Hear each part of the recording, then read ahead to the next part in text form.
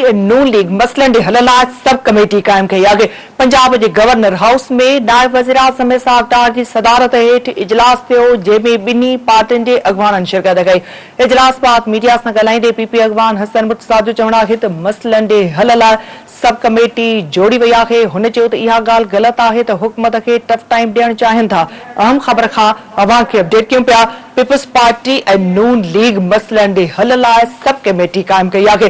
पंजाब के governor house में नायब वज़ीर आज़म इसहाक़ डार की सदारत हेठ इजलास थियो, जंहिंमें बिन्ही पार्टियुनि के अॻवाननि शिरकत कई। इजलास बाद मीडिया सां ॻाल्हाईंदे पीपी अॻवान हसन मुर्तज़ा जो चवणु आहे त मसइलनि के हल लाइ सब कमेटी जोड़ी वई आहे। हुन चयो त इहा ॻाल्हि ग़लति आहे त हुकूमत के टफ टाइम ॾियणु चाहिनि था।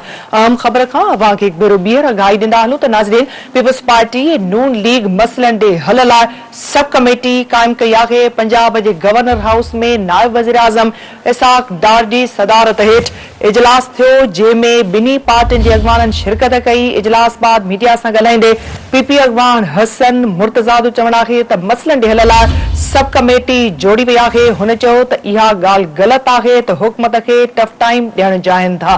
पीपल्स पार्टी नून लीग मसइलनि के हल लाइ सब कमेटी कायम कई आहे। पंजाब के गवर्नर हाउस में नायब वज़ीर आज़म इसहाक़ डार की सदारत हेठ इजलास थियो, जंहिंमें बिन्ही पार्टियुनि के अॻवाननि शिरकत कई। इजलास बाद मीडिया सां ॻाल्हाईंदे पीपी अॻवान हसन मुर्तज़ा जो चवणु आहे त मसइलनि के हल लाइ सब कमेटी जोड़ी वई आहे। हुन चयो त इहा ॻाल्हि ग़लति आहे त हुकूमत के टफ टाइम ॾियणु चाहिनि था। पीपल्स पार्टी नून लीग मसइलनि के हल लाइ सब कमेटी कायम कई आहे। पंजाब के गवर्नर हाउस में नायब वज़ीर आज़म इसहाक़ डार की सदारत हेठ इजलास थियो, जंहिंमें बिन्ही पार्टियुनि के अॻवाननि शिरकत कई।